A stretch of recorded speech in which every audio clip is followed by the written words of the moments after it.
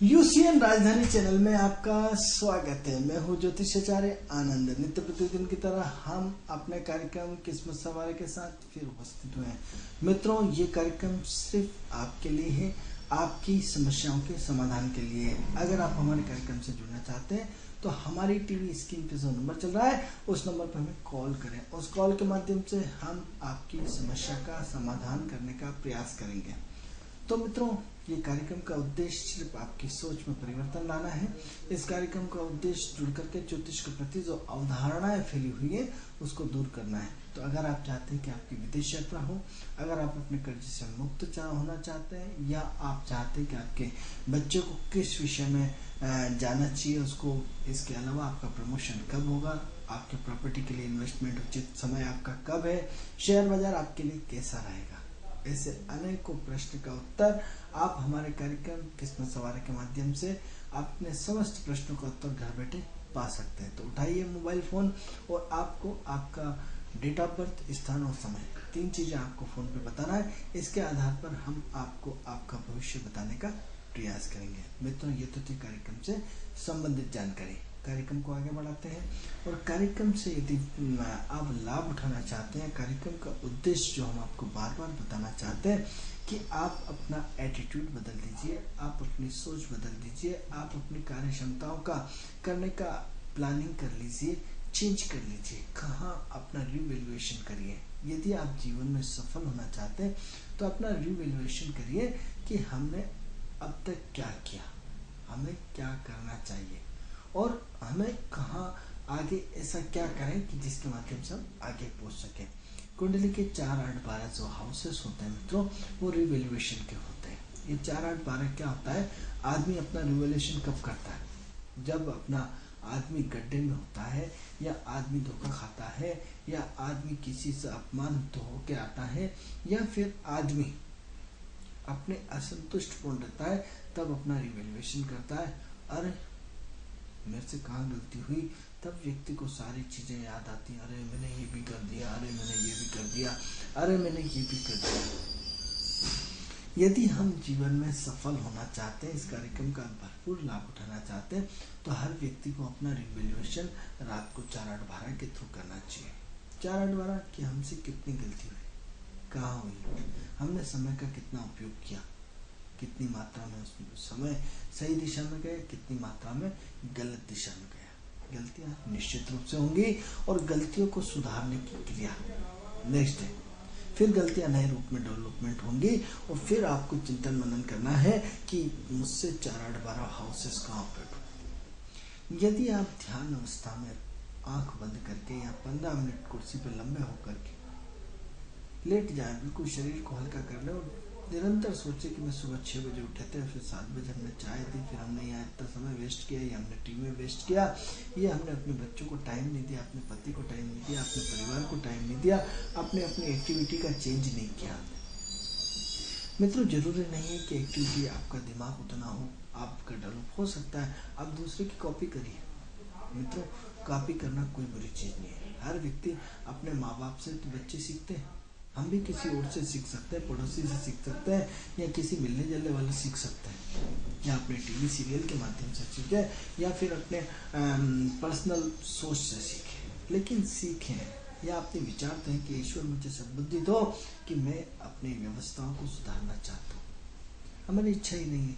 जब तक आपकी अपनी इच्छाएं डेवलपमेंट नहीं होगी, आपका कुछ भी होने वाला नहीं है।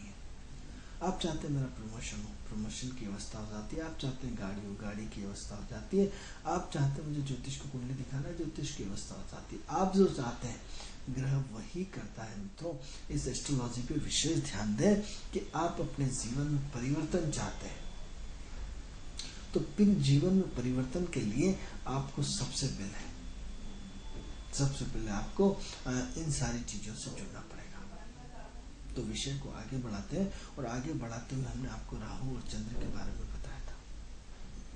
राहु और चंद्र के बारे में जहां हमने आपको ये बताया था कि कन्या राशि में राहु होने के कारण कन्या राशि व्यापारिक राशि है।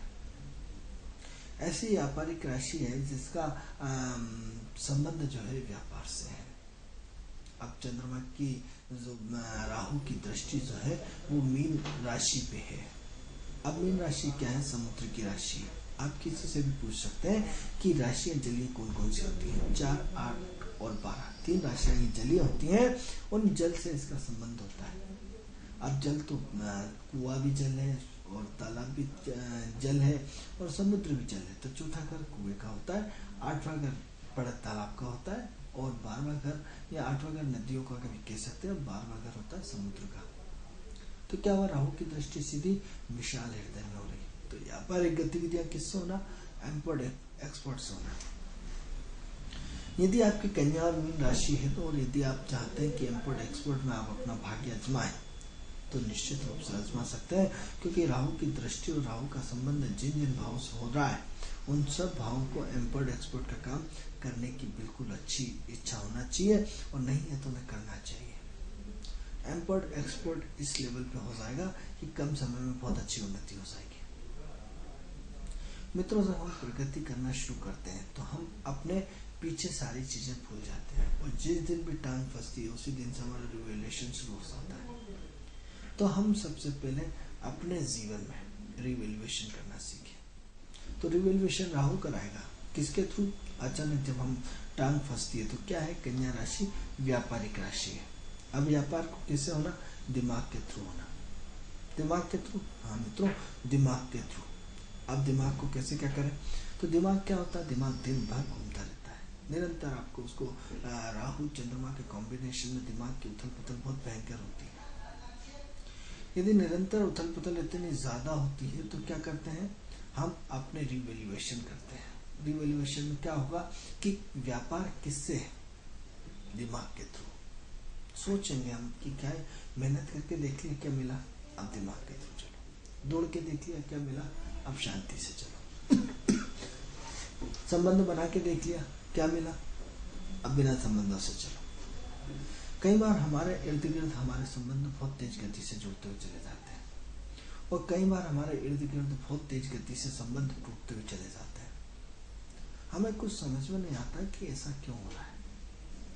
कई बार आपके अपने इर्द गिर्द आप किसी से संबंध जोड़ना चाहते हैं, लेकिन अगला आपसे नहीं जोड़ता, लिफ्ट ही नहीं मारता।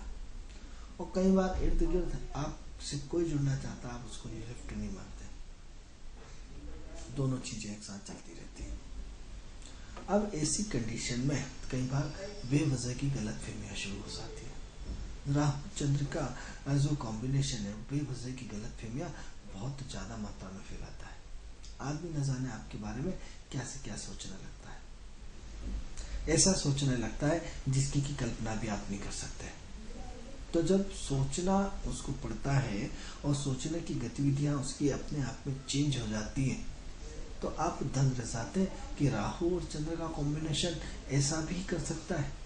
किस तरह व्यक्ति अपनी सोच का दायरा एकदम चेंज हो जाता है। आप बोलते क्या है, उसका अर्थ क्या निकल जाता है, और बाद में उसके परिणाम बहुत घातक होते हैं। तो ये 8 महीने अपने आप को चुप रखिए। यदि आपके संबंध अपने लोगों से यदि कट रहे हैं तो परवाह मत करिए, क्योंकि राहु चंद्र का गोचर जो है वो 8 महीने आपको आपके अपने संबंधों को, इमोशनल संबंधों को कहीं ना कहीं परेशान करेगा। ऐसी परेशानी डालेगा जिसके माध्यम से आपको बहुत प्रॉब्लम्स हो सकती है। आप लगेगा मैं कहाँ जाऊँ, कैसे जाऊँ। कभी आपको लगेगा कि सारे लोग आपके अपने हैं, और कभी लगेगा कि आप बिल्कुल अकेले हैं। इतने अकेले हैं जिसकी कल्पना भी नहीं कर सकते। तो ऐसी कंडीशन में अपने राहु और चंद्र के कॉम्बिनेशन की जो उसकी सिस्टम है उसको समझने की कोशिश करें। जब तक आप राहु और चंद्र के कॉम्बिनेशन को जब तक समझेंगे नहीं, तब तक आपको मूल तत्व बिल्कुल भी समझ में नहीं आएगा। अब मूल तत्व कैसे समझे? मूल तत्व का जो मुख्य कर्ता धर्ता ग्रह है वो राहु चंद्र के ग्रहण होने के कारण बनता है। जब राहु चंद्र की पोजीशन उसके सब डिवीजनों से पल प्रतिपल बदलती जाती है, आप देखेंगे कि आज बहुत अच्छा हो रहा है और बहुत अच्छी कंडीशन है, वही कल संबंध एकदम चेंज हो जाते हैं, परिवर्तन हो जाते हैं, एक नया मोड़ आ जाता है, और आप दंग रह जाते हैं कि अरे क्या हुआ, काश अगर कल ही काम कर लिया होता तो क्या है। ये इस तरह की कॉम्बिनेशंस आपकी लाइफ में आपको आकर के लगातार 8 महीने डिस्टर्बेंस करते रहेंगे। और डिस्टर्ब करने के साथ साथ आप में बहुत सारी आपकी नेगेटिव, आपके मन की आत्मा को संतुष्ट और असंतुष्ट के बीच में झेलते रहेंगे।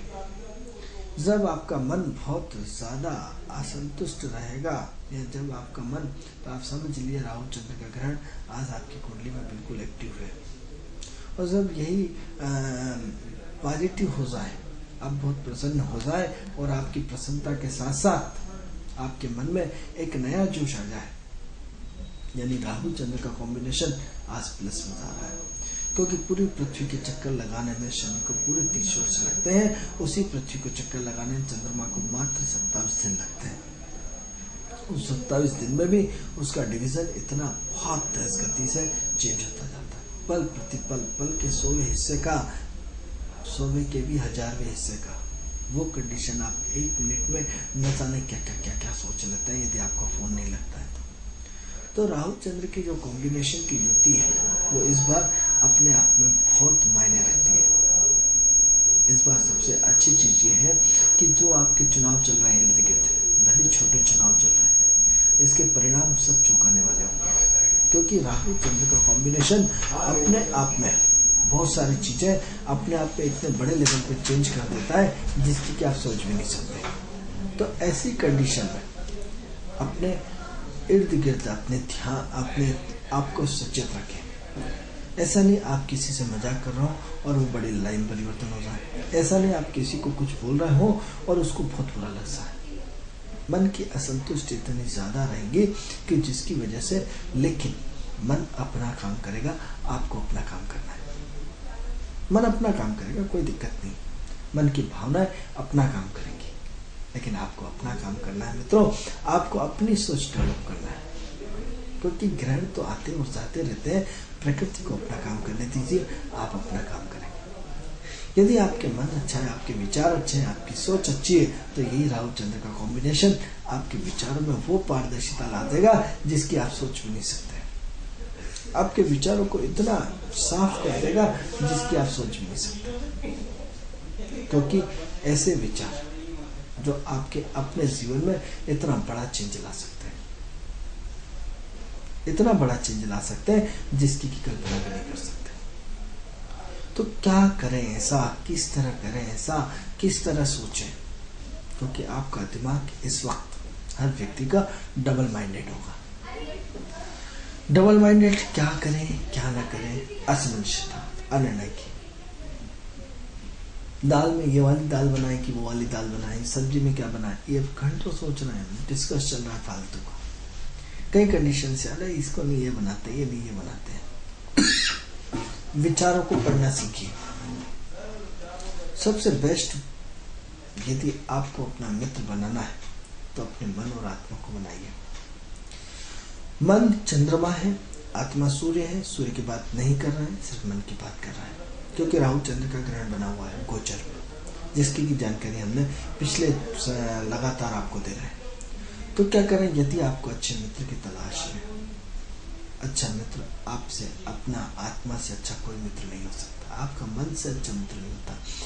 जब भी आप मुसीबत में फंसते हैं, आप अपने आप से बात करते हैं, अपनी सोच से बात करते हैं, अपने अंतरंग से बात करते हैं, अपने आत्मबोध हो जाते हैं, आत्मविलीन हो जाते हैं, आत्म चिंतन करते हैं। यदि ये आत्मबोध, आत्ममनन और आत्मचिंतन की क्रिया और प्रतिक्रिया को यदि व्यक्ति अपने जीवन में अपना ले, क्योंकि मित्रों एक बहुत स्पष्ट सत्य है कि जीवन की जंग को अकेले लड़ना पड़ता है। कोई भी व्यक्ति आपका साथ देने वाला नहीं होता। अकेले पैदा हुए, अकेले जाना पड़ेगा। तो ऐसी कंडीशन में आपके मन, आपका सब कुछ सिर्फ आप पे डिपेंड करता है। अब क्या करते हैं, दो तरह की जगत होते हैं, एक बाह्य जगत, एक आंतरिक जगत। हम अपनी खुशियों को बाह्य जगत में तलाश करते हैं, क्योंकि इंटरनल और एक्सटर्नल कई बार बता चुके हैं। तो राहु क्या करता है, आपको इंटरनल मतलब अंदर की ऊर्जा को जागृत करने को प्रेरित करता है। मन आपका बाह्य ऊर्जा में अपना मनोरंजन करता है। आप 40 साल, 42 साल, 35 साल, 30 साल, 25 साल जितने के भी हो गए, आपने कितना मनोरंजन करके कितना आनंद उठा लिया। क्योंकि मित्रों बहुत महत्वपूर्ण चीज है कि जीवन की जंग को अकेले ही लड़ना है। हम अकेले आए, अकेले ही सब करना पड़ता है। भूल जाइए सब चीजें। तो इसलिए सबसे पहले आप जो सुख बाह्य जगत में सीखना चाह रहे हैं, सबसे पहले आत्मबुद्धि हो जाइए। उस बाह्य जगत के परिकल्पना को यदि आप एंजॉयमेंट मानते हैं तो हम आपसे बड़ा मूर्ख नहीं मानेंगे। हाँ, बाह्य जगत हमारे जीवन के एक मनोरंजन का साधन है, हमारे जीने की एक आधार है। गृहस्थ जीवन हमारा जीने का आधार है, लेकिन उसको हम पूरी तरह एंजॉयमेंट में देखें। बच्चा बड़ा होता है, पढ़ता लिखता है, उसको कभी नहीं मालूम कि कल उसकी शादी होगी, उसके बच्चे होंगे, उसकी जिम्मेदारी होगी, वो भी बाप बनेगा, वो भी अपनी जिम्मेदारी का निर्वाह करेगा। यदि उसको ये सारी चीजें मेंटली रूप से पहले पता होता कि आज पढ़ाई की शिक्षा का महत्व उसे पहले पता होता कि इस पढ़ने से इतना लाभ होता है और व्यक्ति को 40-50 हजार रुपये महीने मिलते हैं, लाख रुपए महीने मिलते हैं, तो शायद वो बहुत बड़ा आदमी बन सकता था। तो ऐसा लगता है एंजॉय करो, बाप कमा रहा है, माँ कमा रही है, अपनी परिस्थितियाँ ऐसी हैं, सब माँ बाप सब अपने स्तर से चल ही रहा है। उसको वो मेंटल रूप से ज्ञान नहीं होता, उसको एंजॉयमेंट का ज्ञान कराते हैं। तो एंजॉयमेंट क्रिकेट में, एंजॉयमेंट टीवी में, एंजॉयमेंट कंप्यूटर में। यदि उसको इस बात की भलक लग जाए कि शिक्षा नोट कमाने की मशीन है, तो शायद वो अपनी पूरी एनर्जी झोंक देता है। या उसका वो एटमॉस्फेयर निर्मित हो जाए तो भी वो अपनी पूरी एनर्जी को झोंक देता है। हम बच्चे को रियलाइज नहीं करा पा रहे कि बेटा आपको इंजीनियर बनना है या आपको किस लेवल पे जाना है। हमने उसने अपनी दुनिया बना रखी, वो अपनी दुनिया में मस्त है। तो प्रश्न ये उठता है मित्रों कि वास्तव में हम अपने मित्र को, अंतरंग मित्रों को खोजना चाहते हैं या बाह्य दुनिया में खोजना चाहते हैं। बाह्य जगत की दुनिया बहुत छोटी है, अंतरंग जगत की दुनिया बहुत बड़ी है। अंतरंग में इतनी ऊर्जा छुपी हुई है, इतनी ऊर्जा छुपी हुई है, इतनी ऊर्जा छुपी है जिसकी की कल्पना भी नहीं कर सकते। अंतरंग वो अंतरंग है जिसमें इसमें इतना आनंद है, इतना आनंद है, उस आनंद का एक ऐसा रूप जो आपको आत्मज्ञान कराता है राहु और चंद्र के माध्यम से। कब तक हम दुखी रहना चाहते हैं? कब तक हम भौतिकता में अपना जीवन तलाशना चाहते हैं? कब तक? ये मित्रों प्रवचन नहीं है, ये कुंडली के 4-8-12 है। जब राहु चंद्र का ग्रहण बनता है तो इस तरह की ही चर्चाएं होती है। राहु चंद्र यानी आपकी जो जिज्ञासा है उसमें आपको सत्य का ज्ञान होना। राहु चंद्र का ग्रहण सत्य का ज्ञान होना। दो विपरीत ध्रुव ठंडे और गर्म को जब मिलाएंगे तो क्या करेंगे मित्रों? उस ठंडा वाला जो है वो अपना अस्तित्व खत्म कर देता है और जो गर्म वाला है वो अपना अस्तित्व खत्म कर देता है और दोनों सहज हो जाते हैं, एक नई दुनिया का निर्माण करते हैं। आप बोलेंगे हम इसको नहीं मानते, ऐसा संभव नहीं है। अरे संभव नहीं है तो आप एक काम करिए, कुंडली में जब कर्क राशि में सूर्य आता है उस समय क्या होता है, जब कर्क राशि में मंगल आता है उस समय क्या होता है, या वृश्चिक राशि में सूर्य मंगल आते हैं या मीन राशि में सूर्य मंगल आते हैं, वो क्या पीरियड होता है? वो ठंडे और गर्म का ही होता है मित्रों। क्योंकि जो राशियां होती है बिल्कुल जलीय और ठंडी होती है और जो प्लैनेट होते हैं, जो ग्रह होते हैं वो बिल्कुल गर्म होते हैं। तो क्या होता है, उन दोनों को, ठंड को गर्मी में टिक पाना, गर्मी को ठंड में टिक पाना, दो ध्रुवों को आपस में मिलाना इम्पॉसिबल है। आपने इसीलिए ज्योतिष शास्त्र का यदि हम गहराई से अध्ययन करें तो हमें इसमें संधि काल होता है। संधि काल एक आ रहा है और दूसरा जा रहा है। यदि गोधूली बेला का वर्णन किया जाए तो वो संधि काल का एक इच्छा है, जहाँ रात अन्न की शुरुआत होती है और शाम ढल रही होती है। दो ध्रुव एक साथ होते हैं, एक पॉइंट पे होते हैं, एक वेलकम होता है, एक को अपनी नई जिंदगी शुरू होना होती है, एक को अपने अस्तित्व को खत्म करना होता है। ऐसा वो पिक पॉइंट होता है जिसकी कि आप कल्पना भी नहीं कर सकते। तो इस ठंडे और गर्म की स्थिति को, दोनों का मिश्रण जब ग्रहों के हिसाब से एक साथ हो सकता है और एक नई चीज, यानी व्यक्ति इतना विद्वान लेकिन बैलेंस में।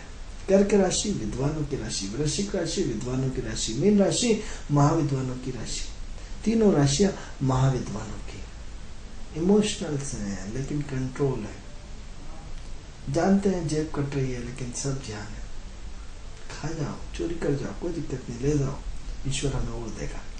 उस त्याग और समर्पण की भावना ये 4-8 बार है। आपको इस पर विस्तार पूर्वक 4-8 बारियों का अलग से हम आपको समझाएंगे, चूंकि अभी राहु चंद्र का विषय चल रहा है।